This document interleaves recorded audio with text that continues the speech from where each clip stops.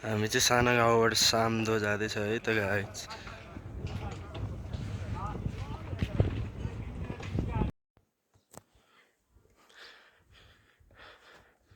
मासम्म हिमाल आइपुग्यो है त। मोनास्ट्री घुम्नु जाँदैछु हामी चाहिँ। यस्तो छ भ्यू हेर्नु सक्नुहुन्छ। यसलाई यो चुचुलाई भन्छ मनसलु। अनि यहाँ म छु, यस्तो छ हालती। यस्तो छ भ्यू चाहिँ, इन्जोय गर्नु होला। यस्तो छ है त गाइज। हामी चाहिँ यो मोनास्ट्री घुम्नु जाँदैछु।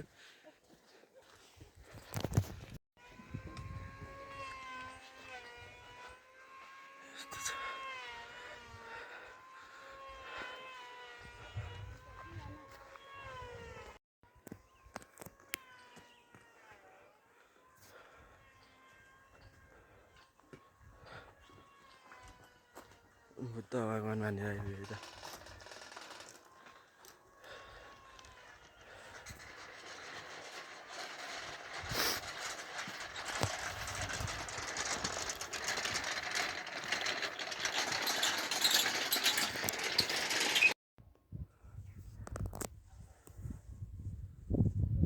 भन्छ मोनास्ट्री, नेपालीमा गुम्बा।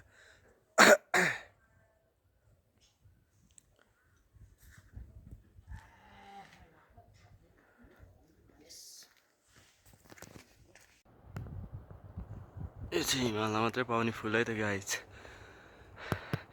यो हो सामदो पिक।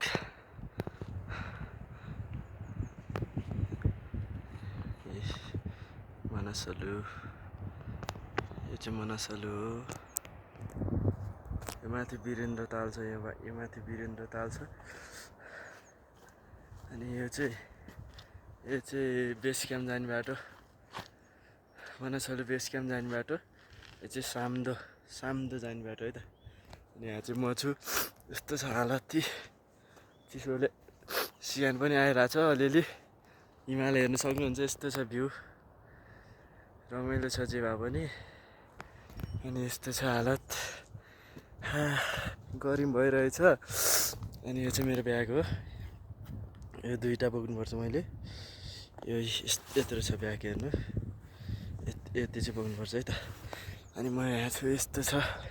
यस्तै यो चाहिँ बेस क्याम्प जाने बाटो। यस्तो छ बेस क्याम्प जाने बाटो। माथि यो हिमाल यहाँ बिचतिर छ बेस क्याम्प।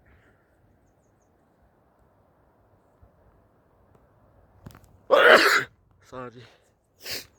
अनि यस्तो छ भ्यू, हेर्नु सक्नुहुन्छ। राम्रो छ है त। आउनु सक्नुहुन्छ। धेरै होइन, 2-3 लाख गएर चाहिँ आउनुपर्छ है।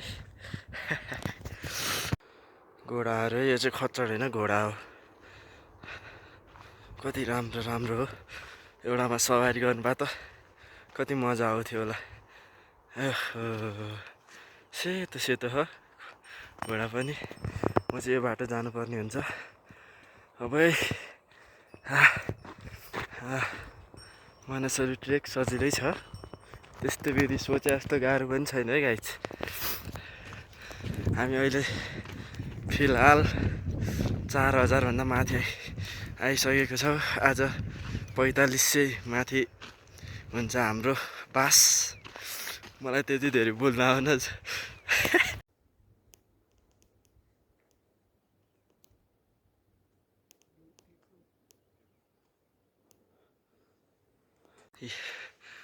यो चाहिँ लामाहरूको है त।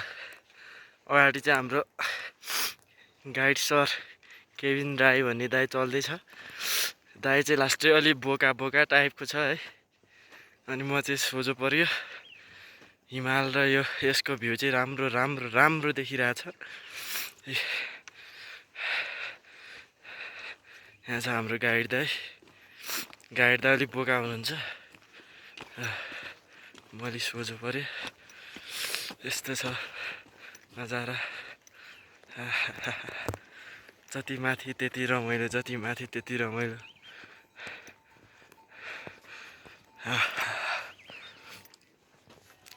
यो माथितिर त एर्सा गुम्बा पनि पाउँछ है, यो हिमालतिर। अस्ति एउटा दिदीले 150वटा यार्सा गुम्बा टिप्नु भएको रे। एउटा यार्सा गुम्बाको 500 भनेपछि कति भयो आफै हिसाब गर्नु होला। ओहो बल्ल सकियो ल। चौरीको बच्चाहरू है त यस्तो कति क्युट छ। यता पनि छ घाँस खानु आएर चाहिँ हरियाली छ नि त। जता देखा पनि हिमाल हिमाल फेरि हिमाल देखायो भन्नु होला। जता देखा पनि यता पनि हिमाल उता पनि हिमाल जताततै हिमालै हिमाल छ त के गर्नु हौ म। हामी यसरी हिँड्दैछ यस्तो छ हिमाल चढ्नेको हालत।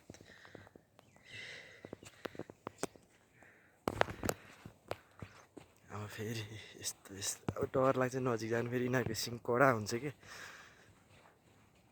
डरै लाग्दो छ। म चाहिँ पछाडि बस्छु। यस्तो छ नजारा हेर्नु न कति क्युट छ क्या। तपाईँहरूको लागि मैले रिक्स लिएर अगाडि जानु खोज्दैछु। अब यस्तो छ मेरो हातले छेक्यो के अरे। हिमालतिर त एक आउँछ। यो चाहिँ ज्याम्बाला मामुट भन्ने जनावर यहाँ छ है। त्यही हिमाली जनावर हो यो। हिमाली फुल हिमालतिर फुल्ने फुल हो यो। मुनि तराईतिर फुल्दैन फुल।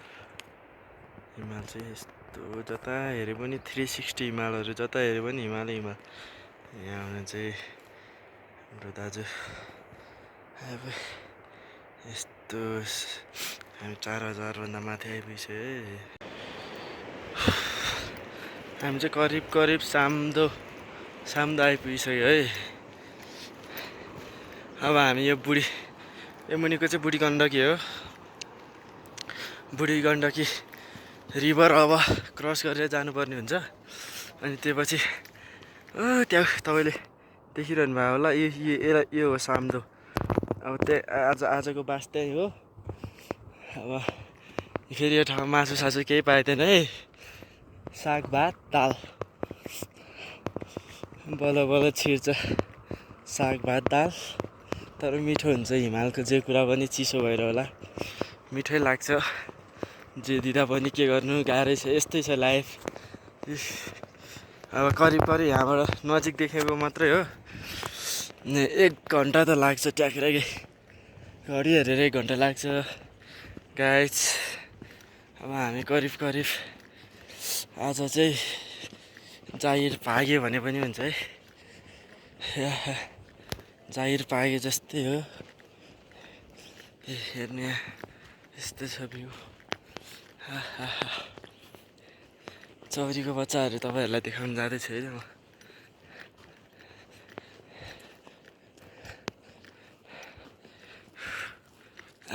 चौरीको बच्चाहरू 4वटा चाहिँ चौरीको बच्चाहरू है। तिनीहरू चाहिँ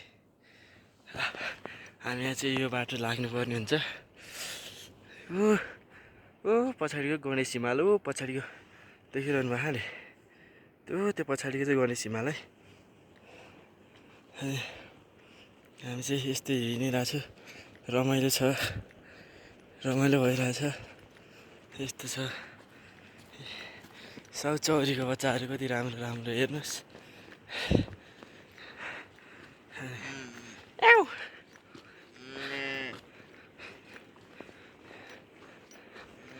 हाम्रो गेस्टहरू है तिनीहरू चाहिँ के गर्नु जिन्दगी यसरी कटिरहेछ। कट्नु नै पर्ने छ। अझै कटाउनु नै छ। ओके गाइस अहिले एकछिनमा भेट्नेछौँ। चौरी पालनको घर चौरी पाल्ने मान्छेहरू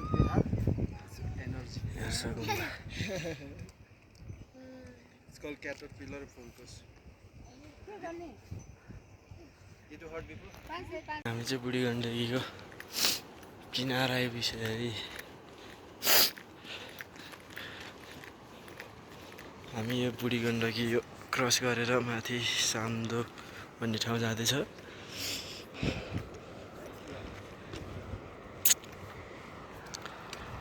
अब हामी बुढी गण्डकी क्रस गरेर अर्को साइडबाट जान्छ बुढी गण्डकी छोडेर। त्यो माथि देखिरहनु भएकोलाई सानो यो माथिको सानो ट्रेल त्यो चाहिँ टिबेट जाने बाटो हो। साम्दोदेखि 5-6 घन्टामा टिबेट पुग्छ है त। बुढी गण्डकी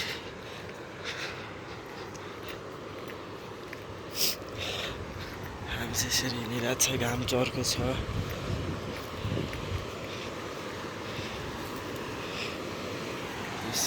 यो चाहिँ बुढी गण्डकी।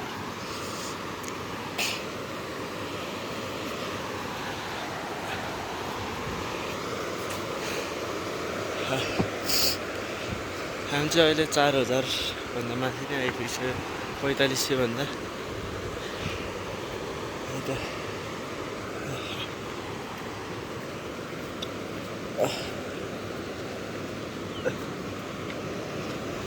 हामी बुढी गण्डकीको ब्रिज क्रस गरेर जानु लाग्दैछौँ।